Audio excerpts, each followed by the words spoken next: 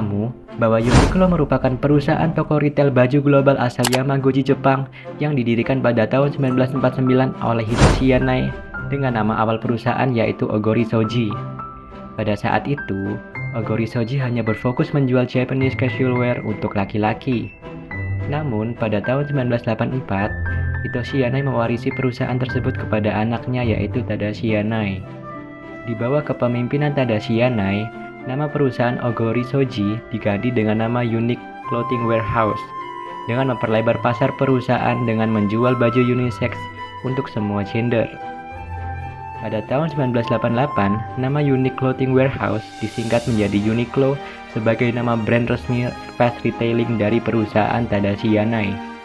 Tidak seperti perusahaan fast fashion lainnya yang mengikuti tren dalam memproduksi pakaian, Uniqlo justru memiliki slogan Lifewear yang berinovasi untuk memproduksi pakaian berkualitas tinggi dengan desain yang simpel, sehingga para konsumen dapat merasakan kenyamanan yang maksimal ketika memakai produk Uniqlo.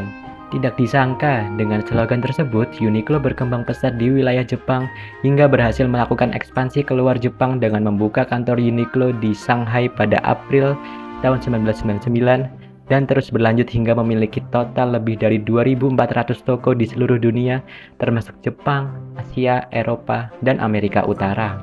Dalam prosesnya, Uniqlo menggunakan strategi specialty store retailer of private label apparel dalam setiap tahapan bisnisnya, mulai dari mendesain pakaian, memproduksi pakaian, hingga proses distribusi pakaian sampai ke tangan konsumen. Hal tersebut dilakukan sendiri oleh Uniqlo bersama sejumlah mitra hingga membentuk suatu struktur jaringan. Pada periode awal berdirinya Uniqlo tahun 1984, Uniqlo mendapatkan bahan mentah garmen dari pabrik manufaktur Cina, lalu diolah dan diproduksi Uniqlo hingga menjadi produk jadi di 3 pabrik garmen rumahan Jepang, yaitu 1 pabrik Marubeni, 2 pabrik Mitsubishi Shoji, dan ketiga yaitu pabrik Shojitsu. Pada tahun 1998, untuk mempertahankan supplier bahan mentah dari Cina, serta untuk memperoleh garmen dengan biaya rendah, Uniqlo mendirikan kantor produksi di Cina, tepatnya di kota Shenzhen dan Shanghai. Hal tersebut menjadikan Cina sebagai center supply chain untuk produk Uniqlo.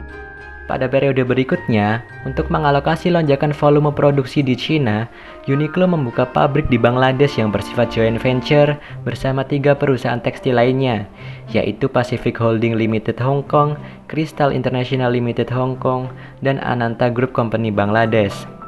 Pabrik produksi Uniqlo Bangladesh tersebut mendapatkan bahan garmen mentah dari Ananta Group Companies dari Bangladesh sendiri.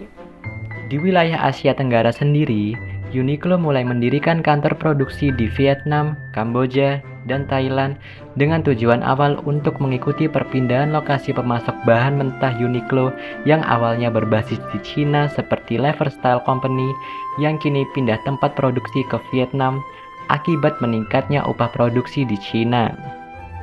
Vietnam sendiri menjadi lokasi pabrik terbanyak milik Uniqlo di kawasan Asia Tenggara dengan lebih dari 40 pabrik. Lokasi pabrik di Vietnam tersebar merata seperti di Ho Chi Minh City dan berbagai provinsi seperti Tay Nhi, Hai Duong, dan Binh Duong. Di Indonesia sendiri tercatat ada 17 pabrik Uniqlo yang mayoritas terdapat di Jawa Tengah, Jawa Barat, dan Jawa Timur.